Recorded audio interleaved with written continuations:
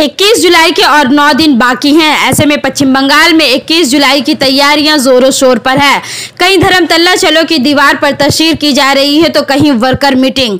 Ward 65 block Trinamool Congress की जानिब से वर्कर्स मीटिंग का एहतमाम पंजाब भवन में किया गया, जहां MP Mala Roy, MLA Babul Supriyo, MLA Vidyavashish Kumar, councillor Nabadita Sharma, ward president Sushil Sharma, Irfan Khan, Asif Khan, Sheikh Raja Makhanda, Sheikh Shahjahan, Bilal Khan, Sheikh Wasim के अलावा हजारों वर्कर्स उपस्थित हैं। याद रहे कि पश्चिम बंगाल में 21 जुलाई शहीद दिवस के तौर पर मनाया जाता है, जहां बंगाल की मुख्यमंत्री ममता बनर्जी की यलगार की आवाज दिल्ली के तख्त पर विराजमान हिटलर सरकार के कान को ही खड़ा नहीं करती, बल्कि बंगाल की शेरनी की आवाज पूरी दुनिया में गूंजती है।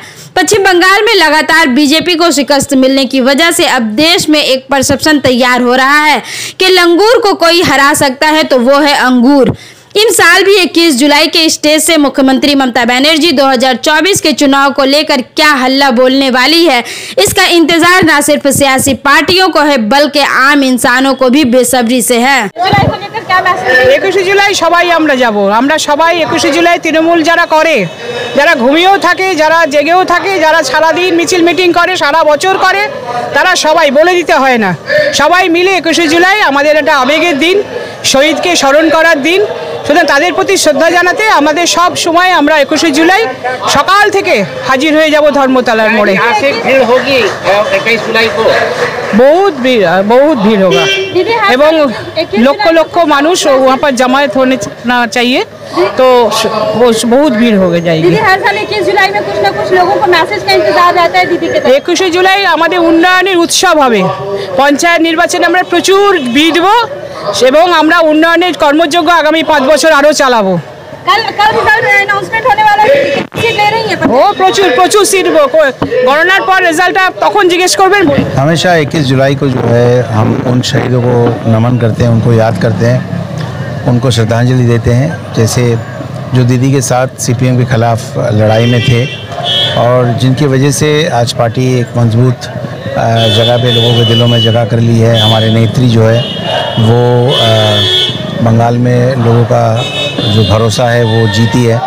लेकिन दुख की बात है कि वो शहीद हुए और ये उनकी लड़ाई जो है वो लड़ाई में वो जीते, लड़ाई में सीपीएम के खिलाफ वो जीते, वो देख के नहीं जा पाए, लेकिन वो हमारे दिल में हैं, हमेशा रहेंगे। और 21 जुलाई कोई नई बात नहीं है, सब लोग आएंगे और मिलकर हम लोग बोलो 21 जुलाई जो तृणमूल कांग्रेस कर रहा है, सबको वहाँ समावेश में जाने के लिए आह्वान देने के लिए हम लोग यहाँ आए हैं। जरूर ये आप लोग ये याद रखिएगा, 2024 में हम लोग का लोकसभा का चुनाव है, उसका पहले 21 जुलाई का प्रोग्राम हो रहा है। इसका बाद जो 21 जुलाई बनेगा वो इलेक्शन का बाद होगा, तो इलेक्शन का पूरा जितना कर्मसूची है वो लोग 21 जुलाई धर्मतला मंच से ममता बनर्जी डिक्लेयर करेगा।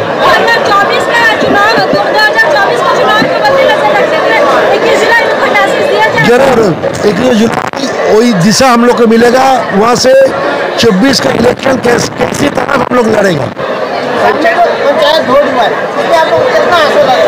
देखिए पंचायत वोट हो गया, कल रिजल्ट निकालना है। हम लोग जो जिला परिषद है जितना सीट है 80% सीट हम लोग का मिलेगा। बीजेपी कह रही है कि इसको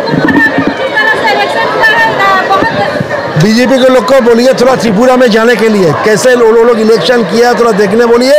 और यहाँ तो सेंट्रल फोर्स था, वो लोग तो सेंट्रल फोर्स का डिमांड किया था, सेंट्रल फोर्स तो आया था, तो सेंट्रल फोर्स के सामने भी इलेक्शन हुआ है, वो लोग का ऑर्गेनाइजेशन नहीं है, हिम्मत नहीं है, तो कैसे इलेक्शन लड़ेगा। 80% हम लोग जीतेगा।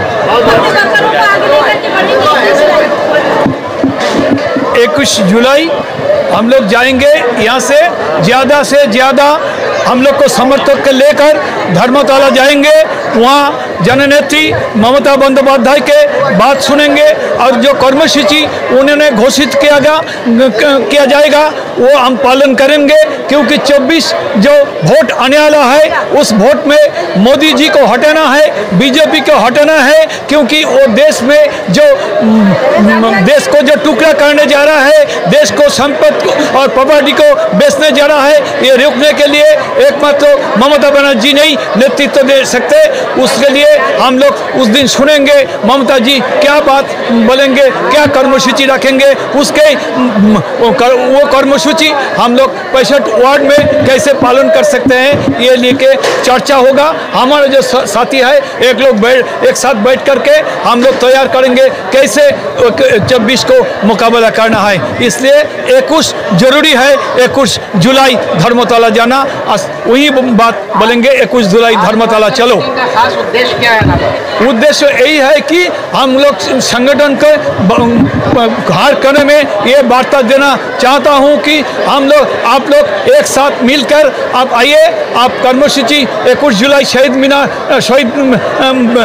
तर्पण के लिए धर्मशाला चलिए और 24 के जो कर्मसूची है उन्होंने हमारा नेत्री का मुख से सुनिए और वो मुद्दा लेकर आप बीजेपी के विरोध खिलाफ आप आंदोलन उठाइए। वार्ड 65 के आवाम को क्या कहना चाहिए, क्या मैसेज देना चाहिए? आप वार्ड 65 को यही बोलना चाहेंगे कि आज देश में बहुत सारे दुर्दिन है, बीजेपी जात पात के लेकर आज देश को टुकड़ा करने जा रहा है, आज देश को जो प्रॉपर्टी है वो बेचने जा रहा है, देश के प्रॉपर्टी जो लोग चुराया है वो लौटने का वादा करा था, वो लेकिन पालन नहीं किया। उसलिए हम लोग आज बोलेंगे कि मोदी सरकार जिस तरह से जिन मूल्य वृद्धि घटाया, जिस तरह से आम जनता को जिस तरह से जीवन आज दुर्विषह कर दिया, इसलिए हम लोग चाहते हैं कि एक इकट्ठा होकर सब विरोधी पक्ष मिलकर मोदी को और बीजेपी को देश से हटाना है, देश का मकसद में हटना है। हर जगह हो रहा है मीटिंग, 21 जुलाई को लेकर के हर जगह मीटिंग हो रहा है। इस बार रिकॉर्ड टूट जाएगा, पूरा हिंदुस्तान देखेगा, पूरी दुनिया देखेगी। 21 जुलाई की जो इस साल की जो जमायत है ये अपने आप में एक इतिहास बन करके फिर सामने आएगा, क्योंकि जितना जमात होता है हर साल 21 जुलाई का शहीद दिवस का, हर साल उसकी तादाद बढ़ जाती है। और ये जो 21 जुलाई का इस बार जो जलसा होने वाला है वो बीजेपी का सबसे बड़ा जो है धक्का उसको यहीं से लगेगा। और इसके बाद जो 21 जुलाई होगा वो हिंदुस्तान में बीजेपी की सरकार नहीं होगी, हिंदुस्तान में फेडरल फ्रंट होगा, डेमोक्रेटिक एक हिंदुस्तान में सेक्युलर फ्रंट बनेगा, जिसकी हम लोगों को उम्मीद है कि अगला जो 21 जुलाई का जो यहाँ पे 2024 में जो जलसा होगा उसको वहाँ पे जलसे को चीफ मिनिस्टर नहीं, प्राइम मिनिस्टर ममता बनर्जी उस जलसे को आकर के उसको आप लोगों के सामने हम लोग